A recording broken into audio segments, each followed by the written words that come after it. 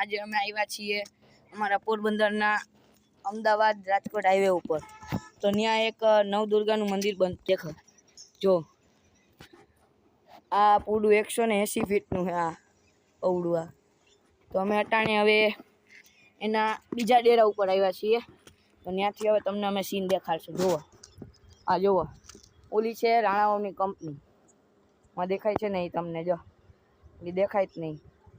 ને આ છે રાણાઓ ગામ, ને આ છે આખું મંદિર. આ જે આ મકાન દેખાય છે એ મારો જે અટાણે વિડીયો બનાવે જેની ચેનલ છે એ રહે. હું અટાણે એના ઘરે ખાલી આટો માર્યો. તો જુઓ વાંચથી આખામાં આમનો વરસાદ છે અટાણે, ને આમનો અટાણે સૂર્ય જેવું વાતાવરણ છે. તો અમારા પોરબંદરનું આજનું 10/5/25નું વાતાવરણ જ આખું અલગ છે.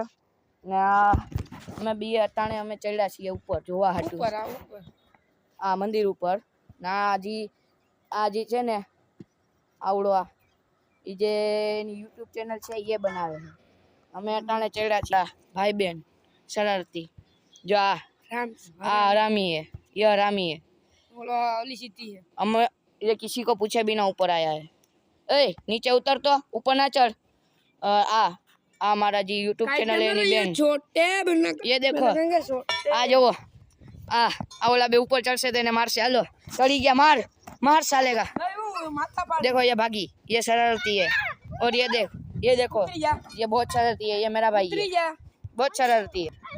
તો અહીંયા બહુ જ સરસનું વાતાવરણ છે અને અમે અટાણે વિડીયો કટ કરી છીએ. બાકીના તમને હવે વિડીયો નહીં, ફોટોઝ અમે આ વિડીયોમાં જોઈન કરીને તમને દેખાડશું. બાય. P20 છે આ તો P20 ગેમિંગ. તો આજે જુઓ આ કોરા અમે જોઈએ છીએ. તો જુઓ આજે આટલો જે તમને કાળો ભાગ દેખાય છે એ વરસાદનો છે.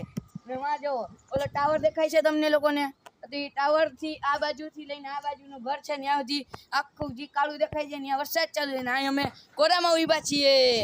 તો આપણો છે આ પહેલો વ્લોગ, ને હવે બીજો તો ખબર નહીં કેદી આવે. તું તમને કાલ ની ને હવે ખબર નહીં કેદી આવે, કારણ કે કાલ અમે રાજકોટ જવાના છીએ. હવાને કે બપોરે એ નક્કી નથી. આમાં ભેગો આવશે તો અમે રાજકોટ જઈને બ્લોગ બનાવશું.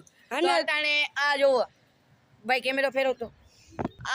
આ જેટલો ડેરો દેખાય છે ને તમને એ પૂરો 180 ફીટનો છે. ને અમે જે ચડ્યા છીએ એ કંઈક 50-60 ફીટનો હશે. અટાણે વરસાદ ચાલુ છે. ઠંડો પોપ. આ બાજુ જોવો, આ બાજુ જોવો કેવું ખુશનુમા વાતાવરણ છે. ચમક ડાન્સ કરીએ. હવે તમને બીજો વ્લોગ છે ને ટ્રેનમાં જોવા મળશે. તો ત્યાં સુધી પાર્ટ 2 તમને ટ્રેનમાં જોવા મળશે. તો બાય બાય. તો હવે અમે નીચે આવી ગયા છે.